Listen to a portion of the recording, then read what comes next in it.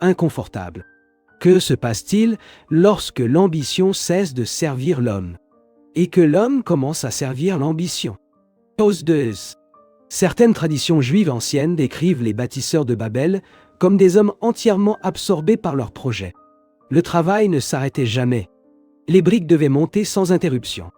La structure devait grandir, toujours plus haute, toujours plus vaste.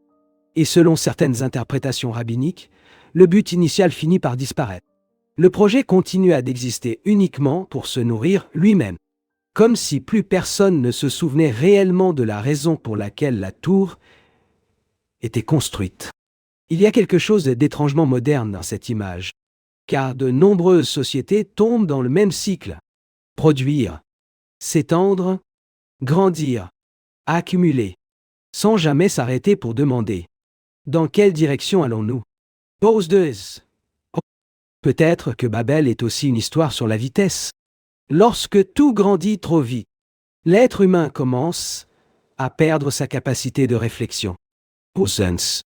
Certains chercheurs soulignent que Babylone elle-même a fini par hériter symboliquement de l'esprit de Babel.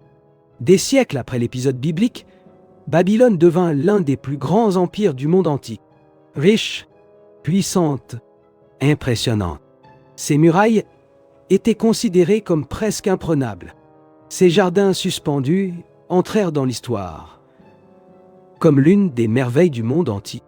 Mais même Babylone tomba, et cela créa un lien puissant dans les Écritures.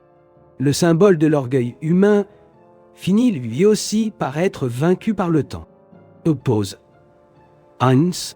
Dans le livre du prophète Daniel, Babylone réapparaît encore associée à l'excès de confiance humaine.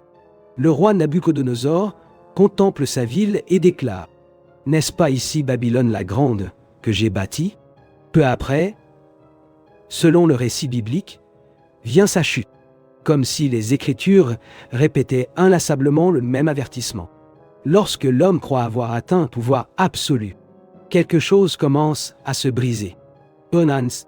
Il existe également une interprétation plus discrète de Babel. Peut-être que Dieu n'a pas seulement confondu les langues. Peut-être a-t-il aussi dispersé les désirs, les objectifs, les visions du monde, les intérêts humains. Car à partir de ce moment-là, l'humanité ne parvint plus jamais à marcher parfaitement dans une même direction. Même au